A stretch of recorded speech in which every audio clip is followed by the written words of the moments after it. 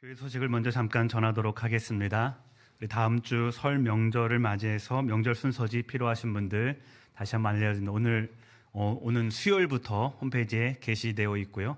다음 수요일부터 우리 교회 우리 필경대 위에 잘 비치를 해 두도록 하겠습니다. 미리 보셔도 되고요. 다음 주 예배에 오셔서 참여하시고 이동하실 분들은 예배 이후에 순서지 가져가시면 되겠습니다. 그리고 한 가지 더 추가 강구할 것은 2월 12일 날 목요일입니다. 서울 강선호의 여전도회 연합회 총회가 있습니다. 함께 참석하실 분들은 10일 교회에서 10시에 출발하니까요. 여전도 총회 출발하실 분들 10시까지 교회로 와주시면 되겠습니다.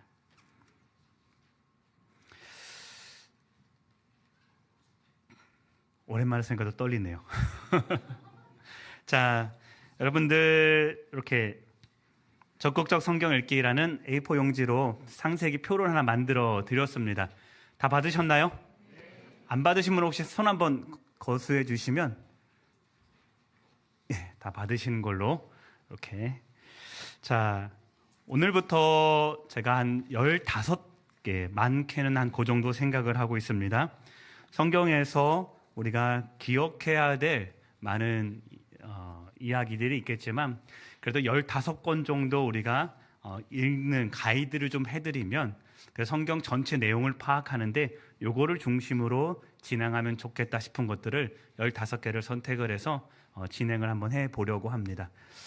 우리 토요일 날 작년에 100명 정도 모여 적극적 성경 읽기를 진행을 했는데요.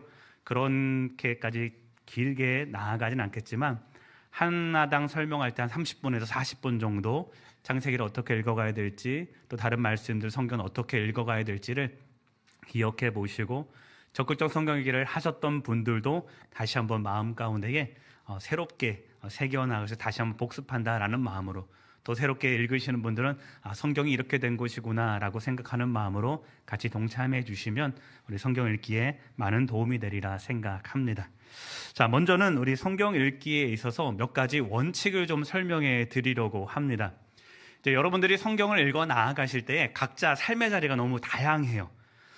우리 교회가 신앙의 첫 걸음이신 분들도 우리 원로 목사님부터 제가 3번째 담임 목사이니까 적어도 3명의 성경을 해석할 수 있는 그런 앞에 가이드하는 눈을 통해서 여러분 성경을 읽으셨을 테고, 또 다른 교회에서 신앙생활 어렸을 때부터 신앙생활 하셔서 오신 분들은 내가 어느 교단에서 신앙 성장을 했는지, 내가 어느 교단에서 하나님을 처음 만났는지가 성경을 읽어가는데 굉장히 큰 렌즈로 작용을 합니다. 여러분 알다시피 한국 교회는 크게 진보와 보수로 나누어 있습니다. 우리 사회도 진보와 보수가 갈등이 많은데 한국 교회 교계에서조차도 진보와 보수로 나뉘는데, 진보와 보수로 나누는 가장 중점적인 이유 중에 하나가 뭐냐면, 많은 신학의 논쟁도 있겠지만 성경을 보수적으로 읽을 것이냐, 또는 성경을 조금 마음에 열린 상태로 흐름에 따라서 읽을 것이냐, 거기에 따라서 결정되는 부분도 적지 않습니다. 그래서 어느 교단에서 내가 설교를 듣고 어느 교단에서 내가 어릴 때부터 자랐는지에 따라서 성경을 읽어가는 렌즈가 달라져요. 그것이 같다고 그러면 내가 신앙생활한 교회가 좀 이상한 교회거나 색깔이 조금 불투명한 교회거나 뭐 그렇게 판단을 내릴 정도로 목회자들 사이에서는 성경이 있는 것이 굉장히 큰 차이가 납니다. 그러면 이렇게 됩니다. 여러분들은 지금 어디서 신앙생활하고 있느냐면 우리 남강교회가 속해 있는 대한예수교 장로회 통합측에서 여러분들은 신앙생활하고 있는 거예요. 그러면 대한예수교 장로회 통합 측이 성경을 읽는 방식이 또 소개하는 방법이 있고요. 장로회 신학대학교를 비롯한 산하 7개 신학대학원에서 성경을 가르치고 읽는 방식, 적어도 그 해석을 따라서 저 여러분들은 신앙생활하고 있는 겁니다. 앞에서 목회자가 설교를 한다는 것은 어떤 의미냐면, 그렇게 배운 성경의 많은 진리의 말씀들을 각 신학교에서 가르치는 신학의 중심의 내용으로 한번 걸러서 여러분에게 그 내용들을 선포한다라고 우리가 생각을 해보면 좋겠습니다. 제가 합동 측의 목사라면 합동 측에서 많이 대두되는 신학의 이슈들이나 또 아니면 성경을 보는 관점으로 여러분에게 설교를 할 거예요. 근데 저는 통합 측 목사이기 때문에 조금 더 합동 측보다는 약간 성경을 좀 넓게 바라보는 스펙트럼으로, 그렇다고 합동 측이 잘못됐다는 이런 얘기는 아니니까 너무 오해하지 마시고요. 저는 저 나름대로 배운 거를 여러분이 저를 담임 목사로 여겨주신다면 함께 성경을 읽는 공감대가 형성이 되고 같은 방식으로 성경을 읽어 나가셔야 되는 것이 하나의 교회를 이룬다라는 또 다른 뜻입니다. 그러니까 여러분들 지금까지의 많은 성경의 자리가 있다 손 치더라도 잠시 내려놓으시고, 우리 교회는 창세기를 이렇게 읽어가고 우리 교회는 성경 말씀을 이렇게 받아들여야 되는 곳이구나, 이런 마음으로 우리 같이 한번 읽어가 보시면 좋겠다 싶습니다. 자, 몇 가지 성경 읽기의 원칙을 좀 몇 가지 말씀을 드리고자 합니다. 첫 번째는 저를 따라해 보시겠습니다. 성경은 문맥을 따라 읽어야 한다. 성경 제일 앞장에다 한번 적어 놓으시면 좋을 것 같아요. 성경은 문맥에 따라 읽어야 합니다. 장세기로 들어가기 전에 성경을 이렇게 한 4가지 정도의 원칙을 먼저 설명을 드리고 여러분 성경 읽으실 때 도움이 되기 위해서 말씀을 드립니다. 첫 번째, 성경은 문맥에 따라 읽어야 합니다. 성경 읽을 때 가장 첫 번째로 중심에 놓는 것이 바로 이 문맥이다라는 것입니다. 다시 한번 설명을 드리면 한 문장에 따라서 성경을 해석하는 것이 아니라 그 문장이 속해 있는 적어도 하나의 단락은 우리가 기본적으로 알고 있어야 그 문맥이 제대로 해석이 된다라는 이야기입니다. 그럼 묵상 단위에서의 가장 최소한 성경 말씀 단위가 아니라 묵상한 것이 정말로 내가 이렇게 바른 묵상을 했는가가 맞는지를 우리 또한 확인해야 되잖아요. 맞나요?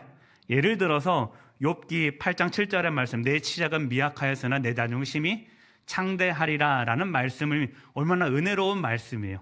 묵상단에서는 괜찮을 것 같습니다. 하나님이 나를 창대하게 하시겠구나 라고 하는 건 맞지만 내가 제대로 묵상한 건지를 확인하기 위해서는 앞뒤 문맥을 살펴서, 이거 누가 한 말입니까? 욥을 비판하기 위해서, 욥의 신학을 정죄하기 위한 빌닷의 발언이에요. 너 신앙생활 그렇게 하면 안 된다, 지금 너는 신앙생활 잘못하고 있다라고 꼬집기 위해서 한 말이거든요.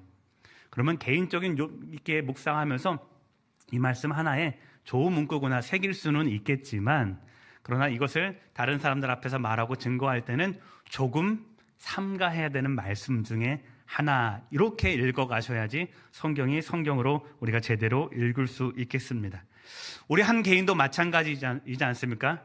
제가 우리 교회를 떠나서 밖에서 강연호라는 이 개인으로 활동할 때는 저는 조금 더 자유로워요. 그죠? 여러분들이 저를 너무 목사로 귀하게 여겨주시니까 제가 교회에 오면 좀 이렇게 무게 잡거든요. 무게 잡고 정장도 있고. 근데 평일날, 엊그저께인가요? 되게 민망한 평일날, 월요일날 제가 교회에 와서 추리닝 입고 있었거든요. 좀 편하게 설교 쓰려고. 근데 중간에 복도에서 우리 권사님 2분을 만났어요. 얼마나 민망하던가. 집에서 저희 차림을 노출하는. 상황에 따라 내가 어디에 속해 있고 지금 어디에 있느냐에 따라 저희 입장도 달라지듯이 성경도 마찬가지는 하나의 절에 따라서 성경을 읽어갈 것이 아니라 뭐에 따라서요?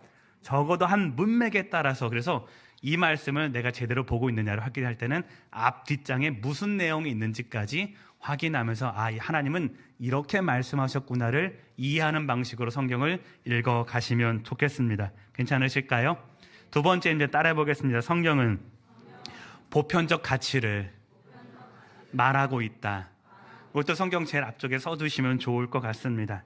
자, 문맥을 고려한다 손 치더라도 성경은 우리가 보기에 불편한 진실들을 이야기하고 있습니다. 즉, 성경 당시가 쓰여질 때는 진실이었지만 우리 시대의 입장에서 보면 진실이 될 수 없는 이야기들이 성경에 써 있습니다. 일부 다처제의 이야기들이라든지 노예 제도라든지 또한 식민지의 비슷한 이야기들, 종들에 관한 이야기들이 성경에는 곳곳에 나와 있죠. 대표적인 예가 제가 적극적 성경 읽기도 이야기를 드렸었는데 아파르트헤이트라는 제도가 있습니다. 남아프리카 공화국의 특별히 식민지에 종족은 종족대로라는 창세기 1장의 말씀을 기억하고 7장의 말씀을 기억해서 이 특별히 깔뱅이 후예들이, 네덜란드에 살고 있는 깔뱅이 후예들이 배를 타고 남아프리카 공화국에 이주를 했어요. 자, 이주를 해서 보니까 어떤 일들이 일어나냐면 저 민족과 우리 민족이 피부색이 다르더라는 거예요. 자, 그러면 어떤 일들이 일어나냐 하면 함께 융화해서, 우리도 그렇지 않습니까?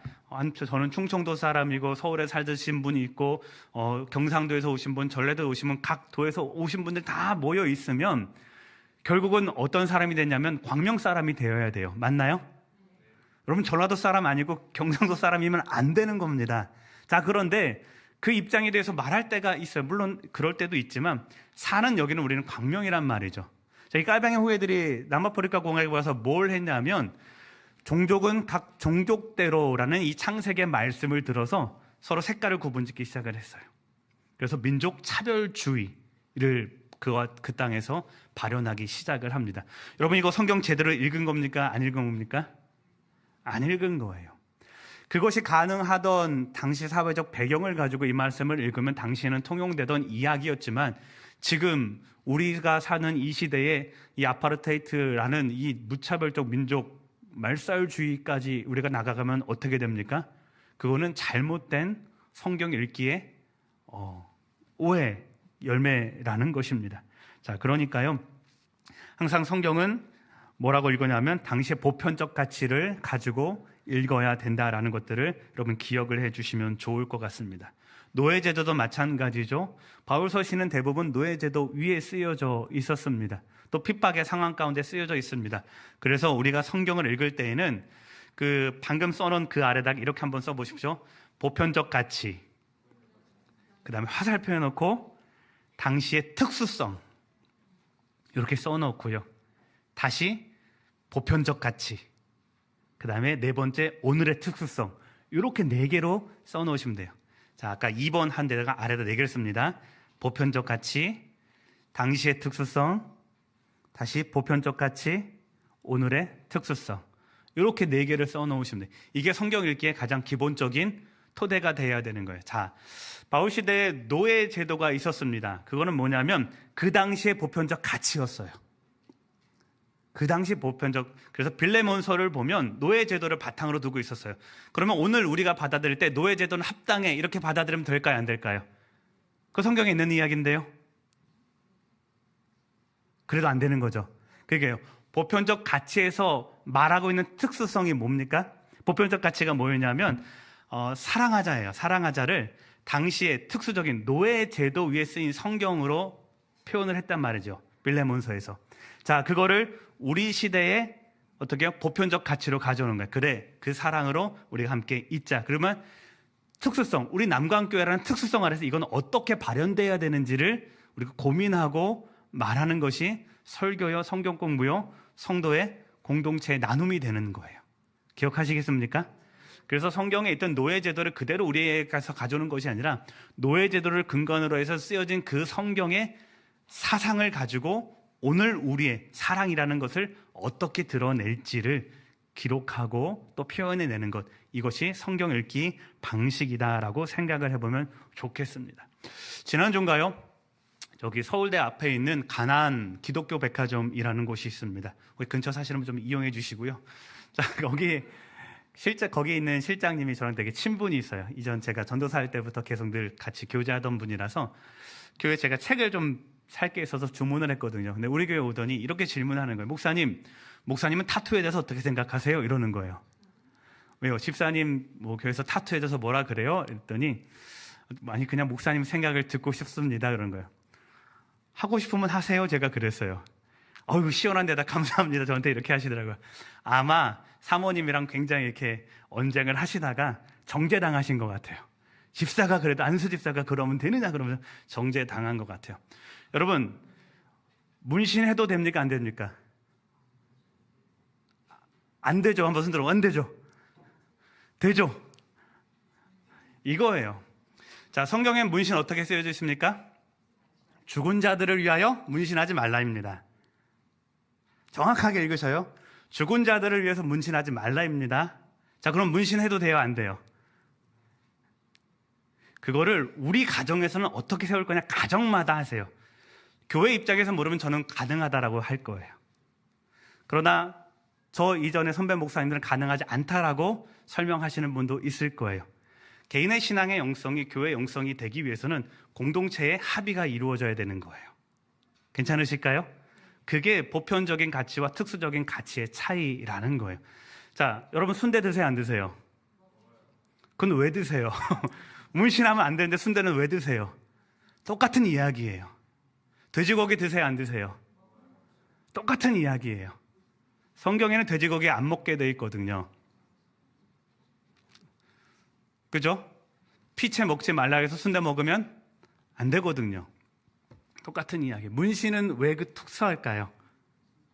가장 후대까지 남아있는 보편적인 문화였기 때문에 그래요. 네. 가장 마지막까지 없어지지 않았던 보편적인 문화였기 때문에 문신의 가치가 아직까지 우리는 좀 꺼려지고는 안 되는데, 순대는요 너무 어렸을 때 우리가 보편적으로 접하던 문화였거든요. 대한민국의 보편적 문화는 순대를 허용하는 문화입니다. 맞습니까?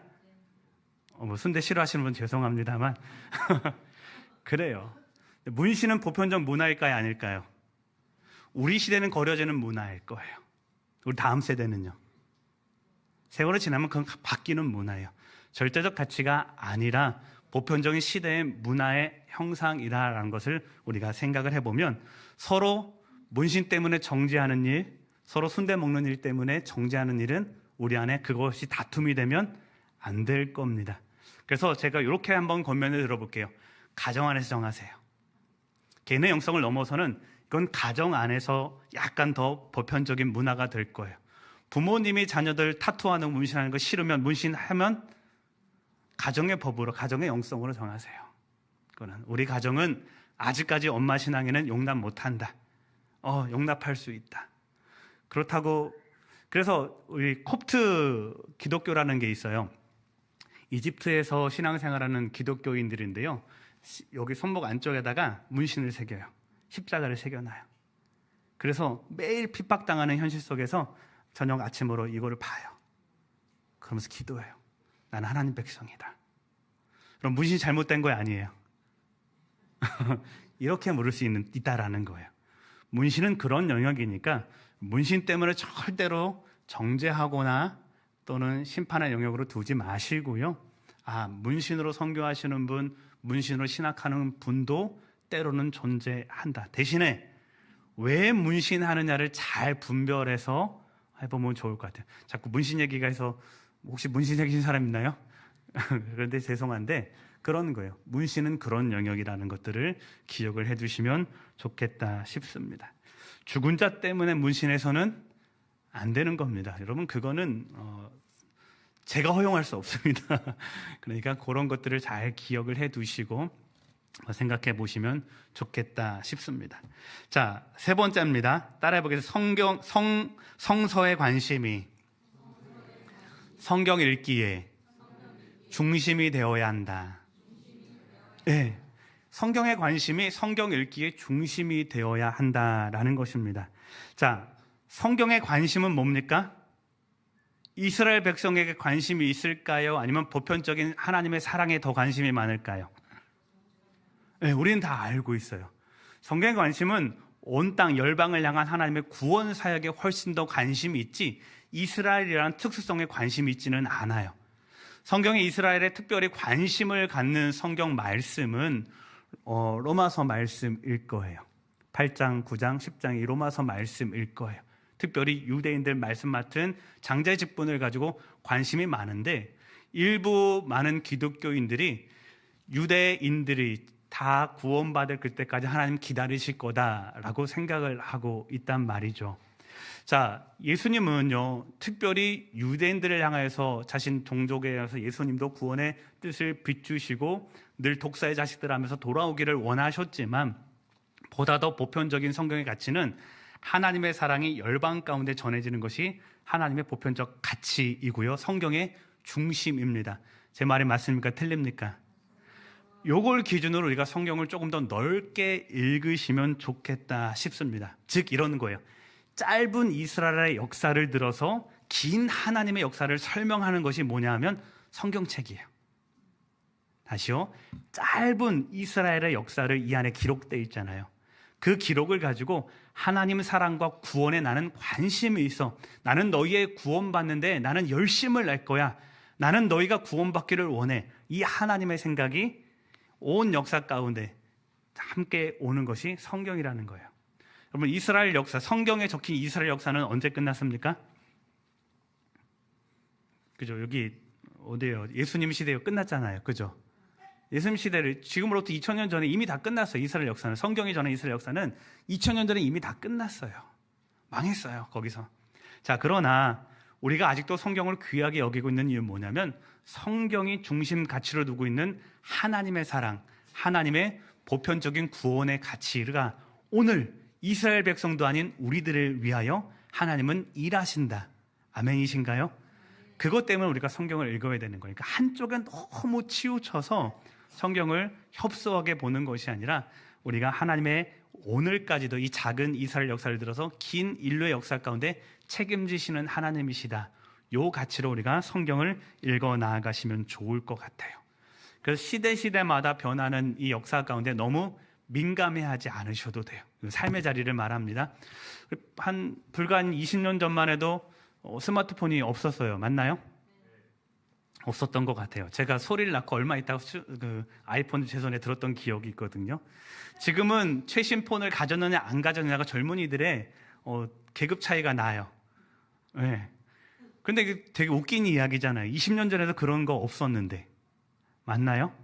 그러니까 성경은 늘 성경이 중심하고 있는 구원, 우리가 그것이 무엇인지를 더 집중해서 아는데 여러분들 성경의 관심이 오늘 우리 성경인은 우리의 관심이 되면 좋겠다 싶습니다. 괜찮으실까요? 자, 네 번째입니다. 따라해 보겠습니다. 본문의 형식과 구조와 내용을 통해서 읽어야 한다. 네, 본문의 형식과 구조와 내용을 통해서 성경을 읽으셔야 됩니다. 지금 우리가 창세기부터 하고자 하는 일이 바로 이 네 번째 일입니다. 신학생들이 성경을 읽어가는 나름대로의 방법들이 있어요. 뭐냐면 내용을 문단을 나누고 구조를 나눠서 어떻게 성경을 잘 받아들일까를 늘 연구를 하고 읽어 나아가는 거예요. 그래서 한번 성경을 읽으면 우리는 자주 이렇게 잊어버리기도 하고 좀 놓치기도 하는 여러 군데 이야기들이 있는데 이거를 좀 한번 구조와 내용을 통해서 성경을 기억해 보면 좋겠다 싶은 성경 읽기 방식이 있는 겁니다. 자, 이렇게 읽으면 뭐가 도움이 되냐 하면 성경을 다른 이야기로 읽지 않게 돼요. 예를 들어서 지난주에 최정근 전도사님 설교했죠. 자, 우리가 요한계시록을 읽을 때에 어떤 목사님은 예를 들어서 요한계시록을 심판과 저주의 말씀대로 선포할 때가 있었단 말이죠. 자, 많은 영화들에서 매체들에서 요한계시록 또 특별히 요즘에는 이단에서 요한계시록을 그렇게 종말의 계시 가운데 드러낸단 말이죠. 자, 그런데 요한계시록의 형식과 구조와 내용을 알면 전혀 다른 성경 읽기가 되는 거예요. 자, 요한계시록의 형식은 어떤 언어였습니까? 묵시적인 언어라는 거예요. 그림 언어라는 거예요. 그래서 제가 저 옆에 철산동에 있는 광명교회 가서, 그죠? 우리 장요한 집사님 광명교회 가서 강현원 목사님 죄송합니다. 진짜 잘생겼다 막 이렇게 그 앞에 가서 이야기하면 광명교회 사람들이 알아들을까요? 못 알아들을까요?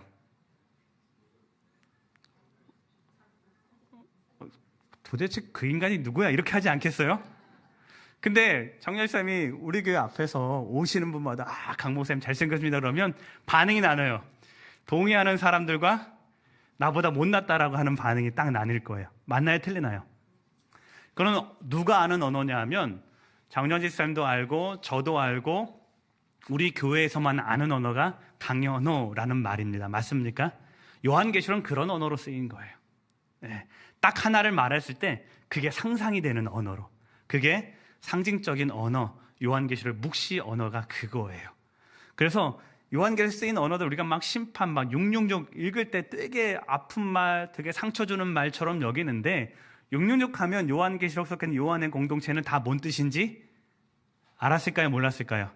알았어요. 우리가 그 상황이 아니어서, 우리가 그 교인이 아니어서 해석해야 되고 다 한번 비틀어야 되고 해서 알지만 똑같습니다. 따라해봐. 예수는 그리스도시요 살아계신 하나님의 아들이다.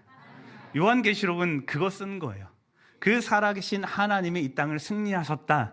예수 그리스도 통해서 승리하셨다. 이거 써놓은 게 요한계시록이거든요. 근데 우리는 그거를 굉장히 별천지 언어로 알아들으면 안 된다라는 거예요. 그래서 성경은 따라해 보겠습니다. 형식과 구조와 내용으로 읽어야 한다. 그래서 그 말씀을 드리는 거예요. 그래서 요 네 개의 바탕으로 우리가 성경을 읽어 나가면 조금 더 성경을 가깝게 받아들일 수 있지 않을까 싶은 마음으로 여러분들에게 먼저 알려드리는 것입니다. 성경을 읽을 때 항상 제일 첫 장을 피면서 이런 말씀으로 읽어야지 라고 하면서 다시 한번 이 네 가지를 여러분 죽을 때까지 가져가시면 좋을 것 같아요. 괜찮으실까요? 그래요.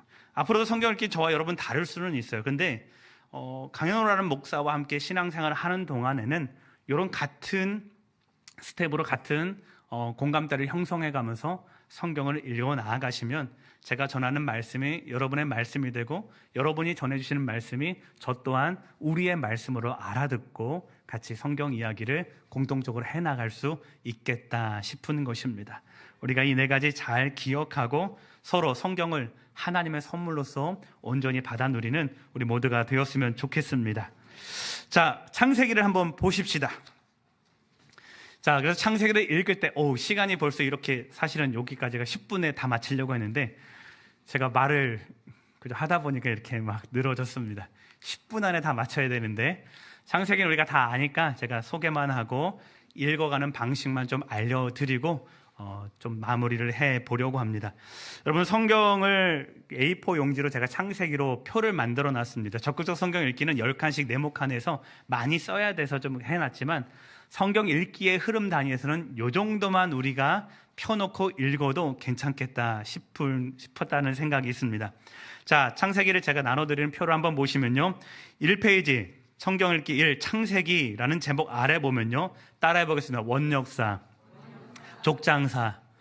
창세기 이렇게 크게 두 판으로 나뉘어집니다. 1장부터 11장까지를 원역사라고 부르고요, 족장 이전의 시대, 역사 이전의 시대를 원역사라고 부르고요, 아브라함 창세기 12장부터 50장까지의 말씀을 족장, 즉 우리와 다른 개념의 시대를 살아가고 있습니다. 그래서 아브라함의 삶의 토대를 우리와 똑같다라고 생각하시면 안 돼요. 여기 한 번 더 뭐가 들어가야 되냐면 성경의 내용에 대한 해석이 한 번 들어가서 여러분 전문적으로 그것들을 공부한 제가 여러분들에게 매번 성경 때 요런 시대입니다고 알려드릴 테니까요, 거기까지는 크게 관심을 안 가셔도 좋겠지만 요 구조에 따라서 한번 구분되어서 우리가 구조를 한번 살펴보자 하는 것입니다. 다시 한번 따라해 보겠습니다. 원역사, 족장사. 족장사도 다시 한번 이 시대는 크게 세 가지로 나눕니다. 이삭은 제가 아브라함에 함께 끼워놨고요, 성경 읽으시는 분에 따라서 아브라함, 이삭, 요셉으로 바로 넘어가기도 합니다. 야곱을 중간에 빼놓기도 해요. 성경에 읽는 사람에 따라 나누는 건데 우리 교회는 앞으로 이렇게 한번 보자라고 제가 권면드리는 겁니다. 크게 상관은 없습니다. 하지만 제가 이렇게 말씀드릴 거니까 여러분도 이렇게 한번 읽어보시도록 추천해 드리는 겁니다. 자, 12장부터 25장 18절까지 아브라함과 그 사이에 낀 이삭의 이야기로 가장 처음 족장의 이야기를 들려주고 있고요, 뒷장을 한번 넘겨보시면요, 누구의 이야기입니까?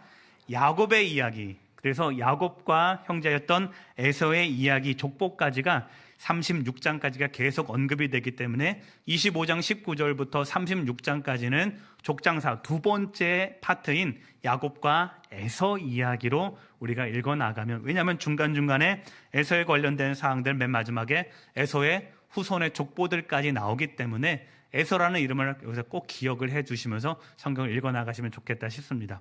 자, 마지막으로 37장부터 50장까지는 누구 이야기입니까? 요셉의 이야기입니다. 그래서 가장 러프하게 성경을 읽으실 때는 요거를 잘 두셨다가요, 찢어질 수 있어요. 찢어지면 어떻게 하면 됩니까? 테이프로 너무 그러지 마시고요. 그에다가 다랑 이렇게 제가 이렇게 놨으니까요, 박현서 목사님이나 조혜련 목사님한테 프린트 해주세요 그러면 이렇게 프린트가 되어 있을 거예요. 그럼 그거 다시 가져가시면 됩니다. 낙서 막 해도 돼요, 안 돼요? 해도 돼요. 이건 무슨 종인데, 그죠? 낙서 막 하시면서 이번에는 이렇게 한번 읽어봐야겠다고 다 한번 낙서도 하고 필기도 해보시면서 여러분 성경을 좀 입혀보시면 좋겠다 싶습니다. 그래서 한쪽에 이거를 펴놓고 읽는 단위로 이렇게 가져가는 겁니다. 창세기를 아까 말씀드렸더니 항의가 많이 들어와요. 목사님 어떻게 3시간 만에 읽습니까? 이렇게 막 3천 올라가는데 권사님들한테 시달렸어요. 알겠습니다. 3시간에 못 읽습니다. 자, 그러면 어떻게 읽으면 되냐? 오늘 창세기를 읽었으면 집에 가서 시간이 좀 되시는 분들은 쭉 한번 몇 시간에 걸리나 쭉 한번 읽어보시고요. 안 되시면 이 흐름 단위로 읽습니다. 1장부터 11장까지 적어도 한 번에 읽으시면 되겠습니다. 12장부터 25장까지 한 번에 읽으시면 되고, 아브라함 이야기구나 쭉. 세 번째, 야곱과 에서 이야기도 한 번에 읽으시고, 다음에 요셉 이야기도 한 번에 읽으시면 이 4일이면 충분히 우리는 성경을 잘 읽을 수 있겠다 싶습니다. 그리고 뒤에 붙여진 시편의 말씀들도 그렇게 묵상을 해보시면, 시편은요 한 번에 읽으려고 하지 마시고 매일 한 장씩 꾸준히 읽겠다 싶은 마음으로 따라가시면 좋을 것 같습니다. 그래서 우리 원역사에 대한 것을 읽을 때는 한번 먼저 읽어보세요. 큰 제목만 1번부터 9번까지 같이 한번 읽어보겠습니다. 시작. 천지창조, 창조와 범죄, 그리고 심판, 아담의 계보, 노아의 홍수 심판, 홍수 이후 새로운 시작, 노아의 아들들의 족보, 인간의 범죄와 심판, 바벨탑 사건, 셈의 족보, 데라의 자손. 원역사에는 이런 이야기가 쓰여져 있구나, 이런 흐름을 가지고 내가 창세기를 읽어야지 딱 덮어듣고 창세기 1장부터 11장까지 쭉 읽어 나가시면 되는 거예요. 괜찮으실까요? 자, 한번 1장부터 11장 내용들을 간단하게 한번 정리를 해보면요. 자, 창세기 1장은요, 첫째 날부터 여섯째 날까지 하나님이 무엇을 창조하셨는지 알 수 있습니다. 그 옆에 이런 말씀 하나 써놨으면 좋겠습니다. 하나님의 선한 창조. 하나님이 창조하실 때부터 세상이 이렇게 어그러지지는 않았습니다. 하나님은 이 창조의 세계를 보시고 참 좋았더라 라는 말씀들을 계속해서 반복하실 정도로 이 땅은 하나님 보시기에 너무나도 좋았던 세상이 창세기 1장부터 2장 초반까지의 하나님의 생각입니다. 자, 그런데 두 번째 단락을 보면 뭐가 들어옵니까? 인간 안에 죄가 들어오기 시작을 합니다. 자, 이것도 한번 그 옆에다 써보십시오. 죄라고 썼을 때 원죄라고 한번 써보시면 되겠습니다. 여러분, 우리가 세례 받을 때에 아니면 기독교 기본 교리를 배울 때에 원죄라는 이야기를 많이 합니다. 자, 그래서 세상으로부터 우리가 많이 받는 질문 중에 하나가 뭐냐면, 왜 우리가 태어날 때부터 죄인이냐라는 소리를 많이 들어요. 여러분, 어떻게 대답하십니까? 우리가 왜 죄인입니까? 우리가 뭔가를 실수하고 사람을 상하게 하기 때문에 죄가 아니라, 그 옆에다 써보십시오. 하나님을 떠난 인간이기 때문에 우리는 죄인이라고 말하는 거예요. 우리가 원죄라는 이유는 아담의 피를 우리가 계속해서 이거 설명을 하면 여러분 잘못된 거예요. 아담이랑 나랑 별 관계가 없잖아요. 자, 하나님이 아담 이후부터 뭘 했다는 거예요? 하나님을 떠났다라는 거예요. 그게 우리의 원죄라는 거예요. 그래서 하나님이 아까도 말씀드렸습니다. 우리에게 다가오시지 않으면 우리는 하나님을 알아갈 수 있는 방법이 없어요. 그렇기 때문에 원죄라는 거예요. 나 혼자 해결되지 않는 삶의 토대를 살아가고 있기 때문에 그것이 원죄인 거지, 내가 실수하고 사람을 상하게 해서 그것이 원죄가 아니다. 그렇게 1장의 말씀을 좀 읽어가시고요. 아브라함이 에덴 동산에서 결혼하고 또 가인과 아벨을 낳고 쭉 나오잖아요. 그래서 2장부터 4장까지는 아담의 이야기, 아담의 타락 이야기구나 라고 생각을 해보시고요. 자, 5장에 보시면 중심 이야기가 뭡니까? 아담의 계보입니다. 계보 한번 동그라미 쳐보시고요. 그 옆에 이렇게 한번 적어 보십시오. 성서에서 족보는 새로운 시작을 알린다. 우리가 성서에서 족보가 몇몇 이렇게 나와요. 계속해서 흐름이 나와요.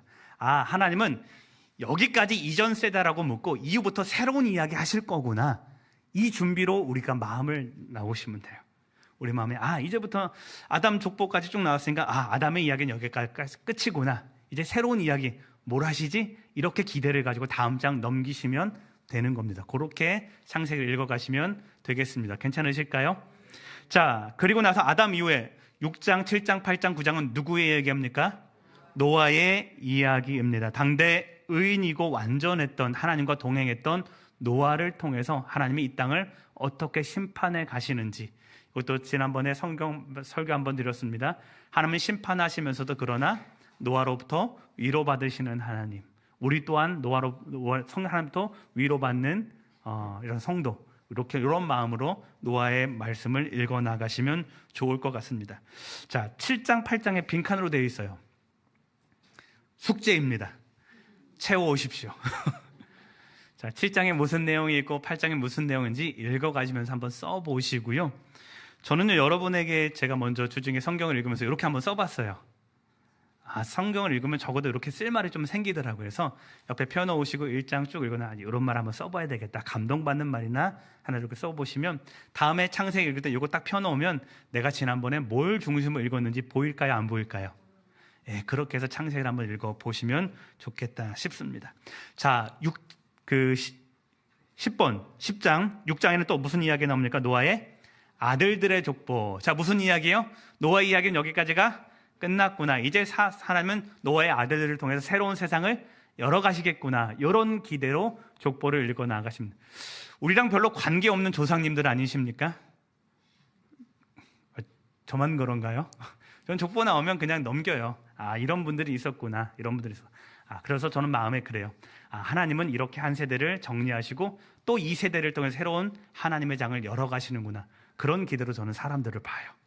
그렇게 읽어가시면 좋겠다 싶습니다. 자, 11장 7번, 8번, 9번 데라의 자손까지, 오늘 말씀에 대한 데라의 후손이었던 아브라함을 통해서 어떻게 그 역사를 펼쳐나가실지 아브라함의 이름까지 등장하는 것이 이렇게 등장을 하게 됩니다. 지난번에 누가 하나 물으셨어요. 하와, 우리는 하와라고 부르잖아요. 세상은 뭐라고 불러요? 이브라고 불러요. 혹시 이 차이 아세요? 성경의 히브리어는 하와라는 발음이 훨씬 더 맞아요. 근데 이게 번역이 돼요. 70인역, 그러니까 히브리어를 헬라어로 그대로 이렇게 번역하는 과정 중에 하나, 성경 중에 나타난 거 70인역인데, 그리스어로 헬라어로 번역을 하다 보니까 이 히읗자가 탈락이 돼요. 그 그리스어는 히읗자 발음이 없대요. 히브리어는 있는데 히읗자를 탈락시켜 버리고 그리스식으로 하다 보니까 에보아 이런 식으로 반영이 되는 거예요.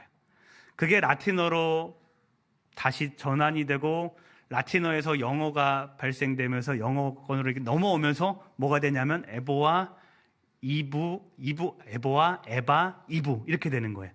그래서 유럽의 많은 영어를 사용하지 않는 고유의 자신의 언어를 사용하는 여러 많은 유럽들은 우리는 하와라고 부르는데 거기는 뭐라 부를까요?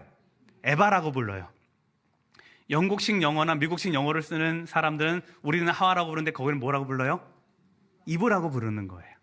같은 말이에요. 그래서 그렇게 깨알 상식들을 제가 가끔 이렇게 알쓸신잡이죠. 알아두면 쓸데없는 잡학다식한 것들을 알려드릴 테니까 틈틈이 이렇게 한번 기억을 해두셔도 좋을 것 같습니다. 자, 아브라함에서 중요한 것들 한번 읽어보도록 하겠습니다. 큰 글씨 한번 읽어볼게요. 시작. 하나님께서 아브라함을 부르심, 하나님과 아브라함의 언약, 이삭 출생, 아브라함의 죽음. 그러면서 하나님이 오늘 말씀드렸습니다. 하나님 백성으로 처음 부르신 그 성경의 기록, 역사의 기록부터가 보면 아브라함, 이전 원역사 빼놓고요. 역사의 기록에 아브라함 믿음의 조상이라고 불리게 된 이유를 이렇게 과정들을 좀 설명해 놨으니까요. 같이 따라가시면서 아브라함의 이야기들을 같이 읽어보셨으면 좋겠습니다. 처음 단락은요, 하나님이 아브라함을 부르시는 사건입니다. 그리고 하나님과 아브라함이 언약 맺는 사건인데요. 15장에 보시면요, 언약 1이 있습니다. 그 옆에다 한번 적어보십시오. 이신칭의, 적혀있군요. 이신칭의가 뭡니까? 믿음으로써 의롭다, 칭함받다. 이 이야기가 처음 등장하는, 이신칭이라는 말이 정확하게 표시되지는 않지만 아브라함이 하나님을 믿으니 라고 하는 말로 이신칭의가 처음으로 언급되는 장이 15장입니다. 그래서 15장은요, 여러분 귀하게 읽으시면 좋을 것 같아요. 그 다음에 17장 보면 두 번째 언약이 나옵니다. 아브람이라는 이름이 뭘로 바뀝니까? 아브라함이라는 이름으로 바뀌고요, 이삭을 약속받는 장면이 바로 여기에 언급이 됩니다. 그 약속받은 이삭이 21장에 출생을 하고요. 그 다음부터 21, 22, 23, 24장은 이삭과 관련된 이야기 때문에 따로 블록 처리를 해가지고요. 이삭에 관련된 말씀은 이렇게 아브라함 사이에 끼어 있구나, 이렇게 읽어가시면 좋겠다 싶습니다. 자, 창세기 내용을 이렇게 한번 정리를 해볼게요. 한 장 넘기시면 누구의 얘기입니까? 야곱과 에서의 갈등 이야기입니다. 자, 갈등 1 무엇입니까? 출생부터 갈등인 거예요. 이 두 분은 출생부터 갈등하게. 왜요? 형의 발 뒤꿈치를 붙잡고 나오는 것에부터 난 너랑 갈등할 거야 라는 포지션이라는 거죠. 두 번째 갈등은 뭡니까? 장자권을 파는 거예요. 장자의 권리. 뭐에 팔죠? 팥죽한 그릇. 옆에다 이렇게 한번 써놓으시면 출생부터 갈등이고 두 번째 갈등은 장자권의 갈등이구나. 자, 이 둘의 세 번째 갈등은 4번입니다. 장자의 축복을 빼는 축복 기도인 거죠. 여기서는요, 아버지 이삭으로부터 장자의 축복 기도를 받는데 그 기도를 누가 가로채요? 그죠? 야곱이 가로채요. 이 못난 놈, 이러면 돼요, 안 돼요? 그 못난 놈이 바로 저라는 거예요. 우리라는 거예요. 그렇게 읽으시면 성경은 보다 가깝게 다가오지 않을까 싶습니다. 그 야곱이 형과의 갈등으로 인해서 이쪽 살던 곳에서 쫓겨나는, 도망가는 일이 발생이 되죠. 5번입니다. 28장에 보면 베델에서 하나님을 만나는 거예요. 그 옆에다 한번 써보시죠. 이런 말을 한번 써보십시오. 장자 축복이 아니라 베델에서 하나님을 만났다. 이렇게 한번 써보세요.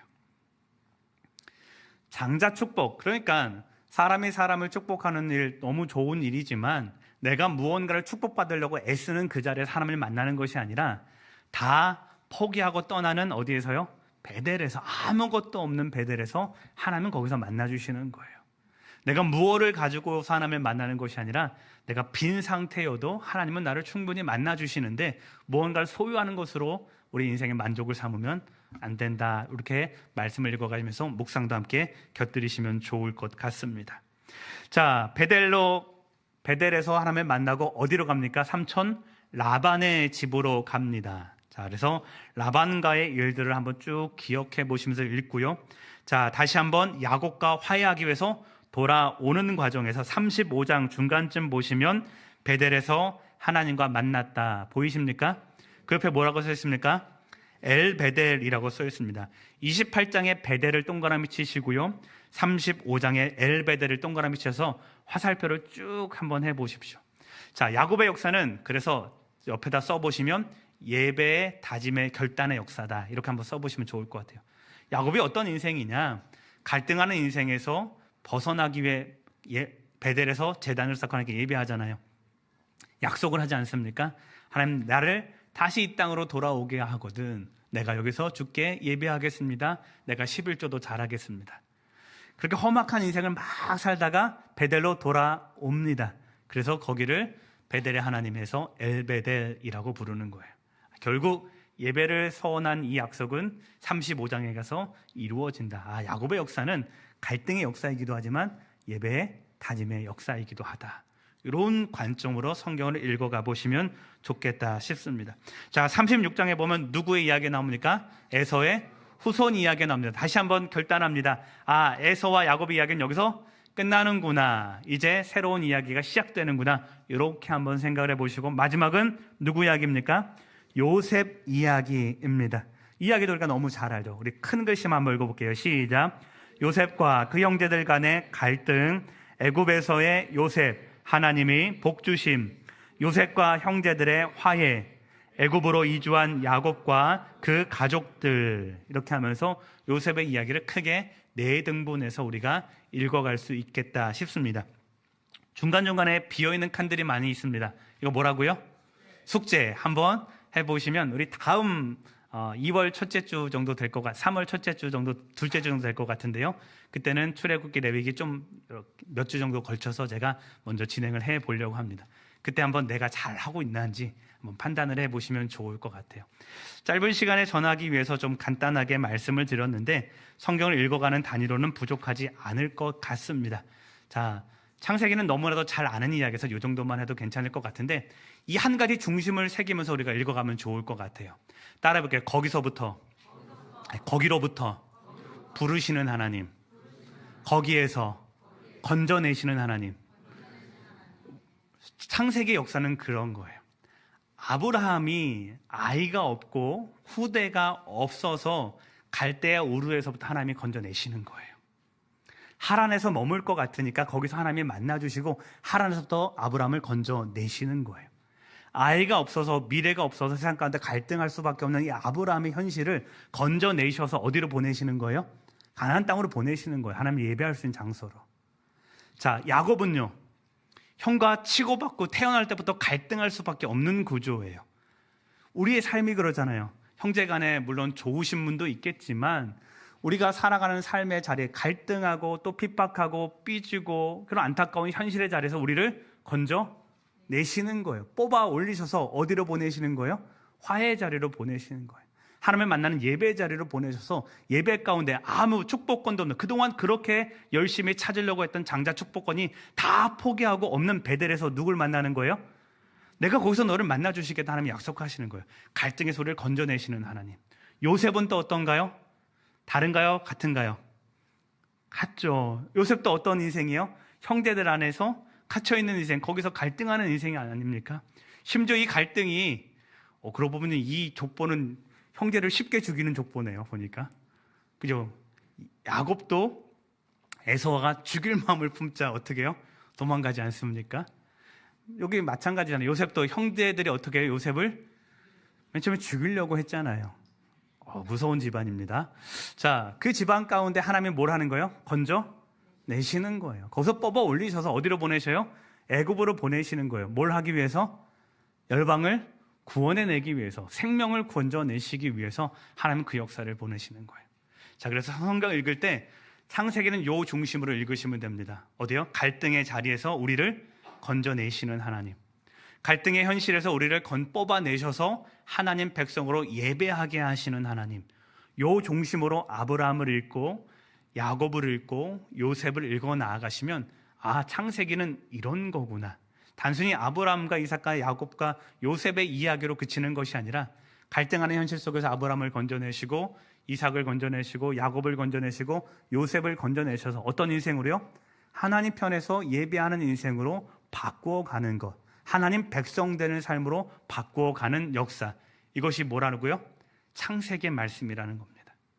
이런 흐름이 크게 세 가지, 원역사, 아브라함과 이삭, 야곱과에서 맨 마지막에 요셉, 이렇게 네 가지 단원으로 나뉘어져 있으니까 한 단원마다 집중적으로 우리가 관심을 가지고 성경 말씀을 읽으시면 창세기가 조금 더 쉽게 다가오시리라 생각이 듭니다.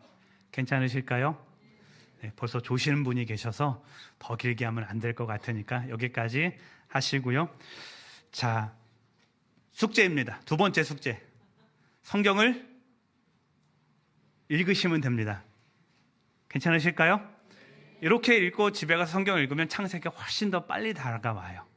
예, 요거 펴놓으시고 창세기 읽고 여기다 써오시고, 쓰면서 읽으면 좀 천천히 읽겠지만 그래도 천천히 읽으실 분은 쓰면서 읽고 빨리 읽으실 분은 앉은 자리에서 1장부터 11장까지, 12장부터 25장까지, 25장부터 36장까지, 37장에서 50장까지 이렇게 나누어서 한 타임씩 읽어가시면 여러분, 하나님이 여러분을 어디에서 건져내실지, 어떻게 보내실지를 그 안에서 깨닫게 될 것입니다. 이 은혜가 여러분 가운데 임하기를 소망합니다. 잠깐 기도하겠습니다. 하나님, 오늘 우리에게 주시는 하나님의 말씀을 함께 듣습니다. 하나님의 성경을 읽기 위하여 우리가 함께 주의 백성으로서 오늘 살아가고자 하오니 잘 읽게 하시고 잘 깨닫게 하시고 이 말씀을 통하여서 우리를 이 세상에서 건져내시고 하나님 백성 삼으신 아버지의 뜻을 온전히 깨닫는 은혜의 시간으로 우리와 함께 동행하여 주시옵소서. 감사드리며 예수님 이름으로 기도드립니다. 아멘.